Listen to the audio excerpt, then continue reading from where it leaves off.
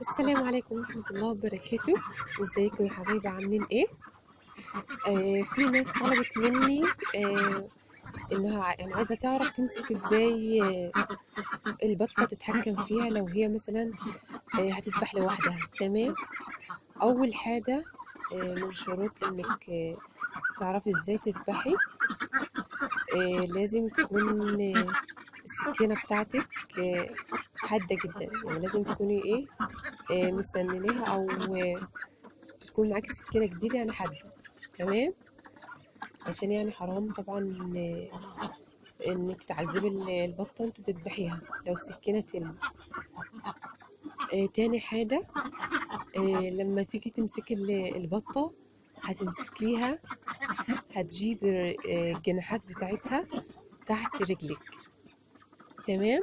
تحت رجلك الشمال، والرجلين بتاعتها تحت رجلك اليمين، عشان تعرفي تتحكمي فيها كويس.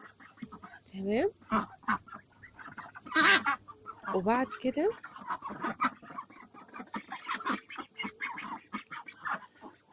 هتسمي بسم الله، هتقولي بسم الله الله اكبر، وهتروح ده من تحت اخر بقها، من اخر الراس كده من تحت، وهتروح دبحيها. طبعا هتقطعي اللي هي العروق بتاعتها والزور بس، لكن مش هتطيري الراس كلها، لان لو طارت الراس كلها بتبقى حرام، مكروهه عامه.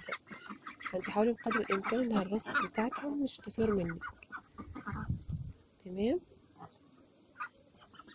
وانا هوريكم دلوقتي عملي معايا. طبعا النهارده بس الجو برد جدا والشمس مش طالعه. طبعا انا فرشلهم اللي تحتيهم الارض كتاب، عشان تحاول تدفيهم شويه ورجلهم مش توجعهم. تمام.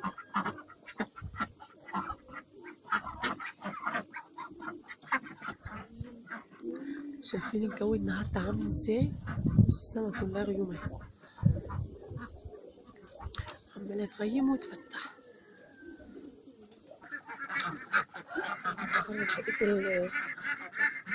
هطلع بقيه البط عشان انا اذبح البطه دي هنا. تمام.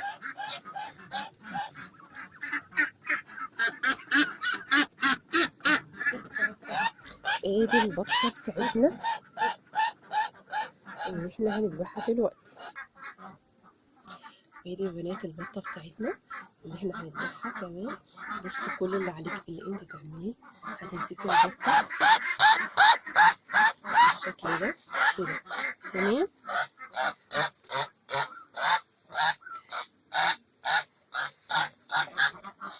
وهتحطي رجليها، تحطي الجناحات بتاعتها كده، ورجليها الثانيه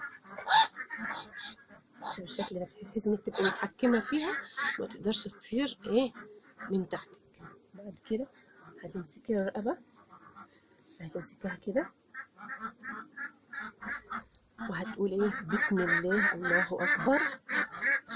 بعد كده هتذبحي المنطقه دي طبعا كده، طبعا لغايه الزور، عشان خاطر ما تتفصلش الرقبه منك. تمام. بسم الله